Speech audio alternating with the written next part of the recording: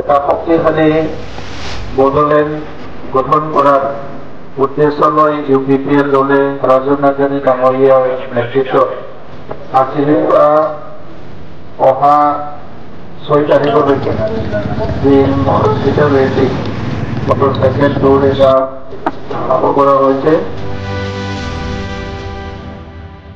गोख्रों इउपिपिएल गोख्रों बिटिआर बे मट'खौ लाना इउपिपिएल हानजाया 1 नभेम्बरनिफ्राय 6 नभेम्बरसिम मटरसाइकेलजों सानजा फारसे दावबायबोगासिनो दङ।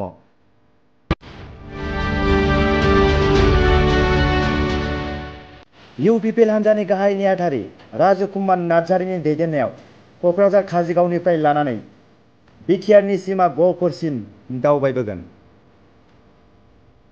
दिनै नैथि सान कालीपुख्रिनिफ्राय जागायनानै बासुगाव, गयबारि, रुनिकाटा, सान्तिपुर, बेंटल, काजलगाव, सापागुरि, खैला-मैला, बिजनी, पानबारि, आइलाभिउ बाजार, काटाजार आरो बांसबारि एबा मानासआव जोबहैगोन।